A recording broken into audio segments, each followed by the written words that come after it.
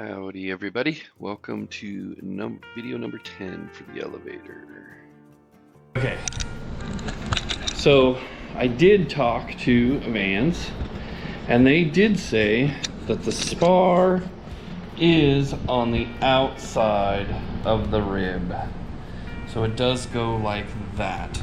And I think the reason why is because if this was underneath this, then you would have this, then this, and then the skin on top. And so you would have a nice gap between this rivet right there and the next rivet that would have to go right here would be it would be double as high, because this fits over this guy like that.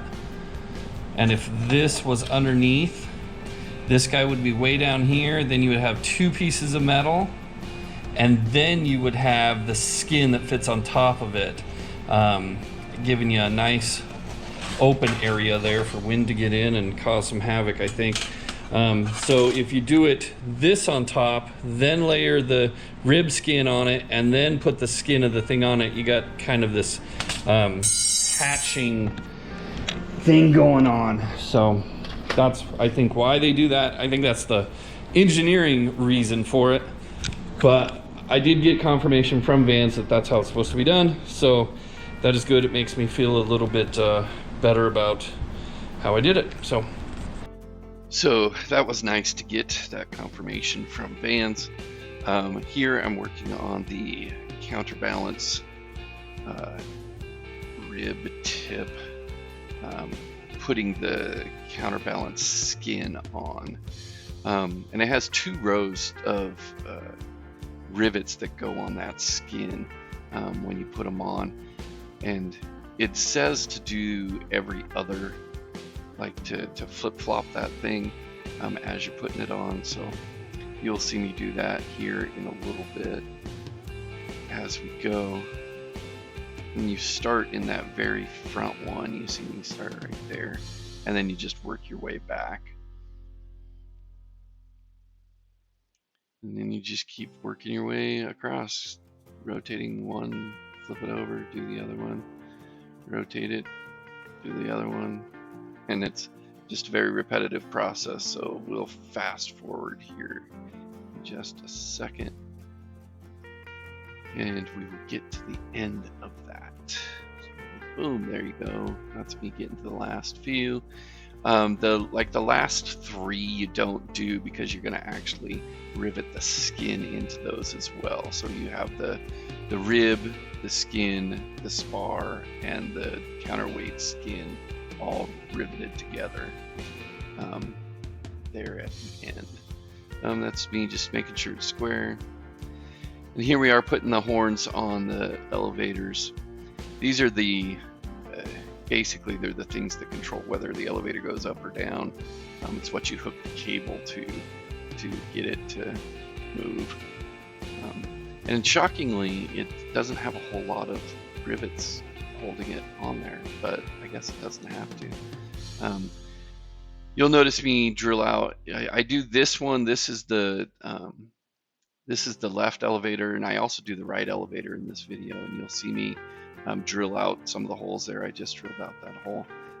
When you prime the parts, it gets paint into the hole. Sometimes you just have to clean it out so the rivet fits in there. Then you see me get my little hammer out to pound that rivet out, because it kind of got stuck in there and it just wasn't very smooth. So sometimes you have to drill out the primer, because the hole's just a little bit too tight with too much primer in it. And then I hook those together. So we'll continue the video of me attaching those horns. But while we're doing that, I have a joke for you. So what did the crocodile say when he ate a clown? Tastes funny. I thought that was pretty good. Okay, so here is the right elevator attaching the horn. Basically, it's the same exact process. Put it in there, Cleco it in, make sure your holes are big enough for your rivets, put your rivets in, smush them, and you're good to go. It's pretty easy. And they only fit one way, just FYI, so you really can't mess those things up. And everything is symmetrical until you get to the actual trim tab. That's when it is determined which side is which. I guess, and when you dimple the skins, that kind of determines it as well. And then this is the piece that I messed up. You can see I have 2 rear spars for the elevator there. And I am prepping the one that is not primed because I got it in the mail from Vans because I'd screwed up the other one, and I have a brief explanation coming up here of what happened with that guy. Basically, it was my mistake. I wasn't paying attention, screwed up, was off by a little bit, and put an extra hole in that rear spar. I'll show you guys why I am redoing this. I don't know if you will be able to see, but this hole right here, you see that extra little hole? That was an oops. So that oops, I probably could have reinforced this and used this guy, but for like $9 or $16, whatever that piece of aluminum is, you know, let's do it right, right? That's why we're building a plane, do it right. So, although this one looks good, has a little itty bitty imperfection, and I'm not gonna fly with that, especially when it's cheap. I mean, if that was a $700 piece and I could have fixed it with a brace, okay, maybe. But it was like less than 20 bucks, that's for sure. So for less than $20, I'm not taking a chance. That's basically that. As a general rule, if it's not right, I'm replacing it. There are, I mean, some exceptions. Not everything's going to be perfect, and I don't expect perfection, but you know, I want it to be right.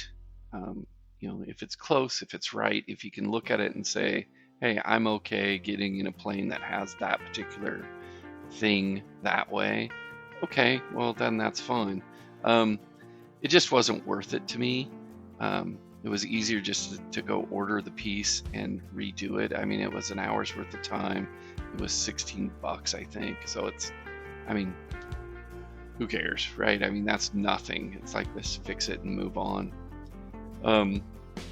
But there are some things where I'm like, is that right? Is it not right? You know, should I go with it?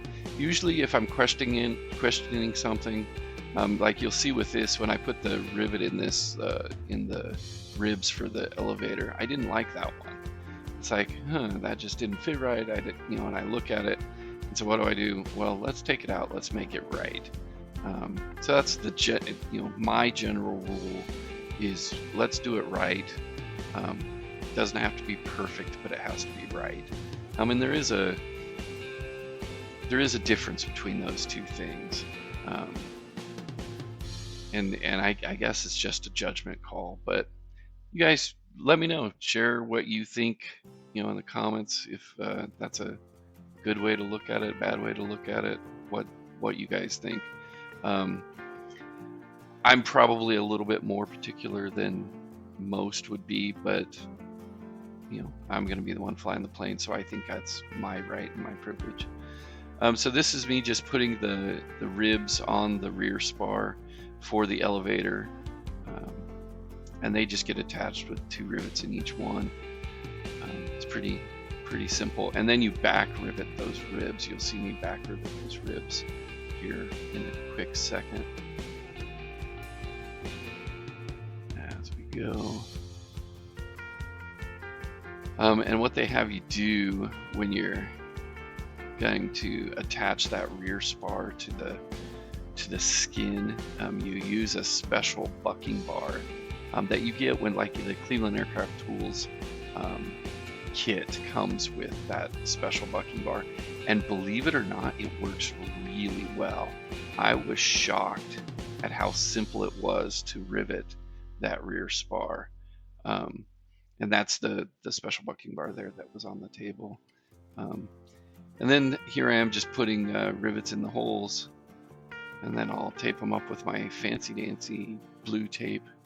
It's the cheapest option. And you know, I'm using blue tape because I had to buy that extra rear spar to make it right. No, blue tape is just easy, that's why.